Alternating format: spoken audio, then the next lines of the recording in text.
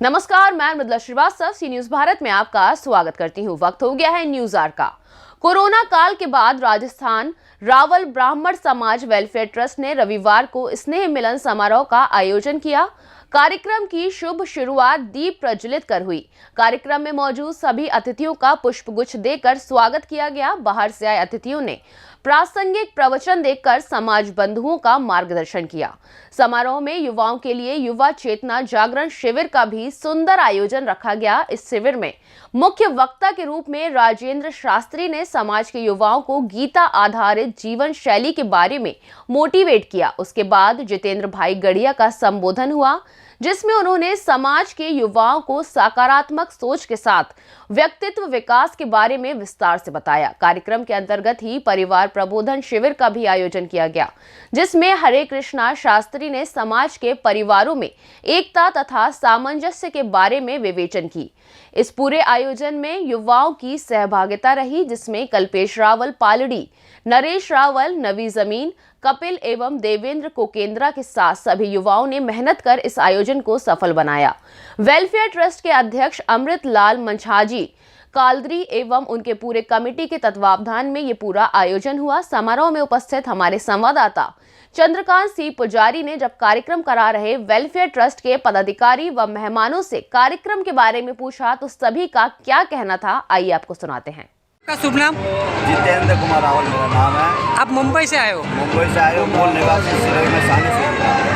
आप मुंबई के अंदर क्या करते हो? मुंबई में हमारा व्यापार है और हम जय माता युवा संगठन नाम से सामाजिक संस्था चला रहे हैं 30 साल से।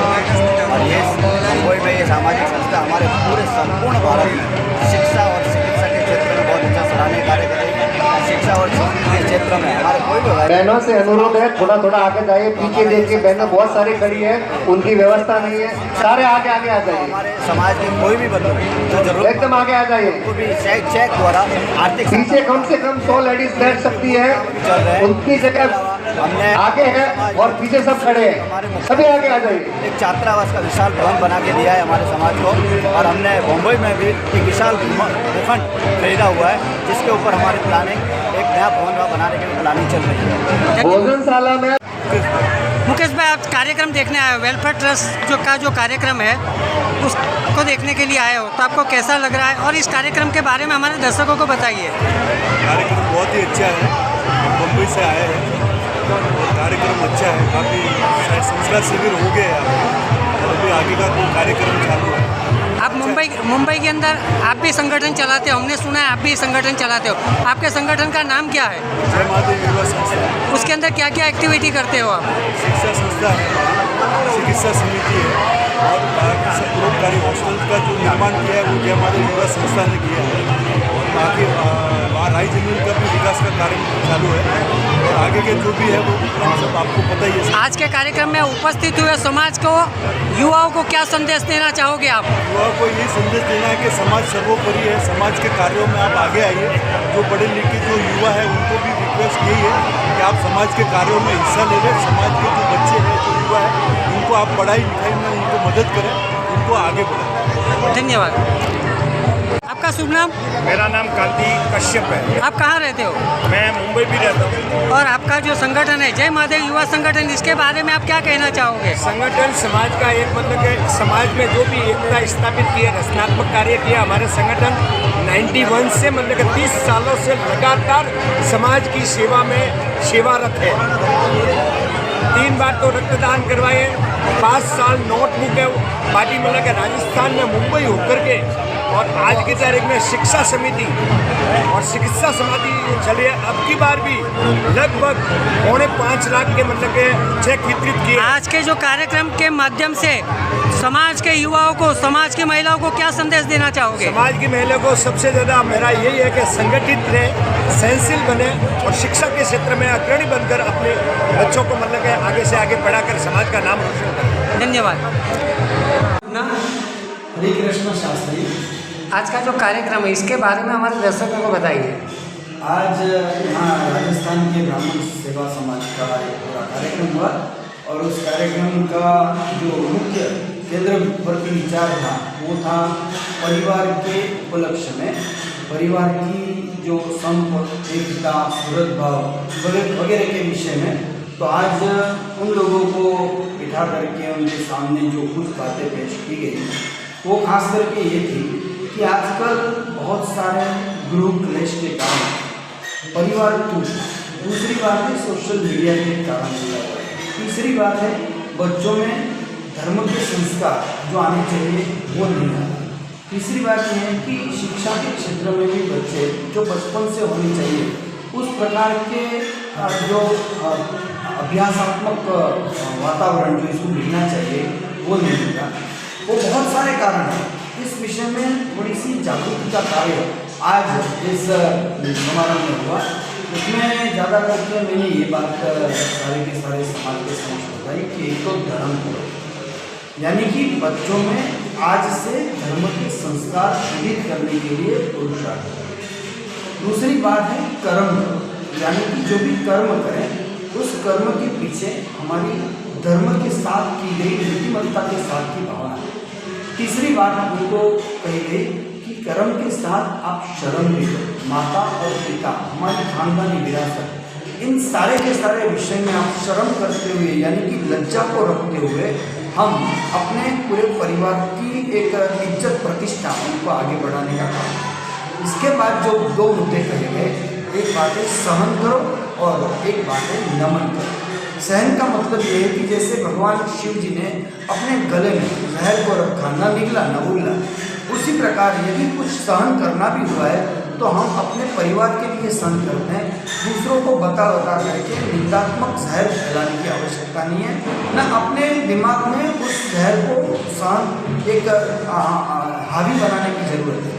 और एक बात है नमन करना। नमन करने का मतलब ये है कि हमारी विनम्रता दूसरों के दिल तक पहुँचती है। ये सारी चीज़ें यदि हम संजो करके रखते हैं तो मुझे लगता है कि परिवार सच्चे अर्थ में एक मंदिर बन सकता है। घर एक मंदिर, वही का कंसेप्ट आज इन सारे के सारे समाज के समक्ष प्रस्तुत किया गया है। धन्यवाद। आपका शुभ नाम? रक्षा। आज का जो कार्यक्रम है युवा चेतना जागरण शिविर, इसके अंदर तुमने भाग भी लिया है, उपस्थित रही हो, तो आज तुमको क्या जानकारी मिली? यहाँ पे मतलब सब बच्चों का माइंड डेवलपमेंट और बहुत सारी जानकारी भी मिली, सीखने को मिला। अलग अलग सब लोग बोल के गए भगवत गीता के बारे में कि वो हमारे घर में होनी चाहिए भगवत गीता, उससे ही हमें नॉलेज मिलेगी। तुम्हारा नाम क्या है और तुम कौन सी कक्षा में पढ़ती हो? मेरा नाम रावल रक्षा है, और मैं बीकॉम मेरा हो गया है, अपनी बैंकिंग की तैयारी कर रही हूँ।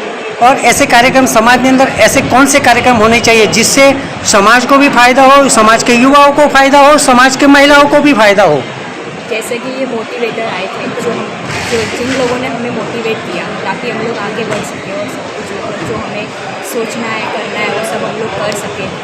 और भी बच्चों के रिलेटेड उनके करियर वरियर वो सब अच्छे हों। आज के जो जितेश जी गढ़िया उन्होंने आज जो गाइड किया उसके बारे में तुम क्या कहना चाहोगे? एक तो उन्होंने बताया कि एक मेच्योरिटी होनी चाहिए हमारे में, और कोई भी हम लोग चीज़ कर रहे हैं उसके आगे वहीं लगाना कि ये हम क्यों कर रहे हैं, ये हमें पूछना चाहिए खुद को, ताकि हमें पता चले कि हम ये क्यों कर रहे हैं, और अपना माइंड जो है वो सही रहना चाहिए। धन्यवाद। Thank you. आपका शुभ नाम? रावल सियाना। आज का जो कार्यक्रम है इसके बारे में हमारे दर्शकों को बताइए, आज का कौन सा कार्यक्रम है? आज जो कार्यक्रम है बहुत हटके हो रहा है। रावल ब्राह्मण समाज वेलफेयर ट्रस्ट के अध्यक्षता में आज सुबह बच्चों का युवा जागरण चेतना शिविर रखा हुआ था। दो मोटिवेशन आए हुए थे, हरे कृष्ण जी शास्त्री और जिग्नेश जी बढ़िया, और बहुत अच्छा आयोजन है और बच्चों के अंदर एक नई चेतना का संचार होगा इससे। रावल ब्राह्मण समाज कौन से कार्यक्रम करते हैं साल में? अभी ये लगभग वेलफेयर ट्रस्ट से 7 साल के बाद ये आयोजन हो रहा है। मतलब बीच में कोरोना काल था, इसकी वजह से नहीं हो पा रहा था। कोरोना काल के कारण भी नहीं हुआ, और उस पीरियड से अभी थोड़ा 7 साल के बाद ये हो रहा है, और बहुत भव्य आयोजन करने की योजना बना के आए अब की बार, और होगा ये। और इस कार्यक्रम में और क्या क्या व्यवस्था रखी गई थी? भोजन प्रसादी होगी, और 2:30 बजे के बाद कुटुंब प्रबोधन का एक बहुत बढ़िया आयोजन जो गाँव के अंदर कार्यक्रम तो बड़ा होता है, हमने भी देखा कि कार्यक्रम बहुत बड़ा था, आलीशान था, भव्य था, मगर इसके लिए पैसे शुल्क लगता है। तो ये शुल्क की व्यवस्था कैसे होती है? शुल्क समाज के भामाशाह द्वारा ही, जो बैठे हुए हमारे, ये भी भामाशाह है, ये कांचन जी भामाशाह है, ये हमारे मतलब लोग छोटे छोटे मतलब अपना योगदान देते हैं और सब छोटे छोटे योगदान से मतलब एक भव्य कार्यक्रम में एक योजना बनाई है और सफल करने का एक प्रयास है ये। धन्यवाद सर। आपका शुभ नाम? जितेश कड़िया। आज का जो कार्यक्रम है और उसके अंदर आप मुख्य मेहमान के तौर पे, वक्ता के तौर पे बुलाया गया है, तो इसके बारे में हमारे दर्शकों को बताइए। मैं चाहता हूँ कि भारत की संस्कृति को, जड़ों को मजबूत करना जरूरी है। और आज जो ये राजस्थान रावल ब्राह्मण समाज के द्वारा ये जो प्रयास हुआ है संस्कृति की जड़ों को मजबूत करने का, हमारी रूट्स को मजबूत करने का, बहुत ही सराहनीय था। और मैं वाकई हैरान था कि ऑडियंस भी पूरा सेशन एक भी बंदा हिलने के लिए तैयार नहीं था। तो वाकई ये इस प्रकार का आयोजन हमारी संस्कृति को मजबूत करने के लिए ज़रूर काम में आएगा। आप ये मुहिम कितने सालों से चला रहे हो? मैं 17 साल से लोगों के लाइफ को वैल्यू करने के मिशन में लगा हूँ। और मेरा ये मिशन है कि 1 मई 2023 के बाद भारत में 12 साल के ऊपर के हर एक बंदे को उनका आउटकम मास्टरी करवाना, उनका मेंटल स्टेट को सॉलिड करना, इस मिशन पे मैं लगा हूँ। मतलब आपकी ये मुहिम गुजरात में ही है या अन्य राज्य में भी आप इस मुहिम को लेकर जा रहे हो? मैं दुनिया के 12 देशों में इस मुहिम के माध्यम से बोल रहा हूँ। और भारत के 1-2 स्टेट छोड़ दो, बाकी सारे स्टेट में मैं ऑलरेडी लगातार 17 साल से बात कर रहा हूँ। धन्यवाद। का कार्यक्रम आपको कैसा लग रहा? आज का कार्यक्रम रघुवर भाई आपसे चालू करिए आगे आने का, जल्दी के अंदर एक नई आगे आ जाइए। युवा का मनोबल बढ़ाने के लिए कार्यक्रम हुआ है। और आप युवा हैं, बुजुर्ग आपको सम्मान दे रहे हैं, उनका सम्मान करिए। आगे आ जाइए ताकि पीछे और भी आगे बैठ सके। इसका अच्छा सोच जाए समाज के अंदर और अच्छे भाव जाए। आप राजस्थान रोहिड़ा से आए हो या यहीं से? राजस्थान रोहिड़ा ये कार्यक्रम देखने के लिए ही आए हो? कार्यक्रम यहाँ की व्यवस्था आपको कैसे, यहाँ की व्यवस्था कैसी लगी बहुत आपको? सारे हैं, पीछे बैठने के लिए जगह नहीं मिलेगी। अच्छी व्यवस्था, भोजन अच्छा रहा और जितने आगे होंगे उतने ही प्रोग्राम देखने का बहुत मजा आएगा। कार्यक्रम अति सुंदर होता है। मेरा नाम कांतिलाल देसाराम जी लावल मराड़ा, सूरत में रहता हूँ पिछले 30 साल से, और समाज के लिए हर समय हरदम। आज का जो कार्यक्रम है इसके बारे में आप क्या कहना चाहोगे? आपको कैसा लगा कार्यक्रम, और ऐसे कार्यक्रम होने चाहिए या नहीं होने चाहिए? सामाजिक स्तर पर हर वर्ष के अंदर ऐसे कार्यक्रम होने चाहिए जिससे अपने समाज बंधु मिल सके, आपस में प्रेम भावना बनी रहे, एक दूसरे से पहचान बनती है, बच्चे बड़ों से संपर्क में आते हैं, संस्कृति का समन्वय बैठता है। और उसके द्वारा अपने जो जाति हिंदू ब्राह्मण जाति का जो संचालन कर रहे हैं, उस संचालन के अंदर हम समाज वाले मिल करके अपने बच्चों को अच्छी संस्कृति दें, पढ़ाई लिखाई के बारे में मोटिवेट करने के कार्यक्रम रखें। इस बार बच्चों को, परिवार को कुटुंब के साथ में कैसे रहना चाहिए, और कुटुंब में अगर पिता के तौर पर अगर उसके पिताजी हैं तो उनके साथ में कैसा व्यवहार करना चाहिए, और बड़े कुटुंब के साथ कैसे रहना चाहिए, इस तरह के अच्छे कार्यक्रमों का आयोजन किया गया है। और हमेशा इस तरह के कार्यक्रम होंगे। और बच्चों की मोटिवेशन का इन्होंने प्रकल्प लिया है कि हर साल के अंदर ऐसे 1 से 2 कार्यक्रम रखे जाए ताकि अपने समाज के बच्चे आगे बढ़ सके और बच्चे उत्तरोत्तर वृद्धि करें, कमाई भी कर सके, मोटिवेटेड होने के, पढ़ेंगे अच्छे, कमाएंगे अच्छे, बढ़ेंगे अच्छे, तो समाज का नाम भी रोशन होगा और समाज भी मजबूत बनेगा।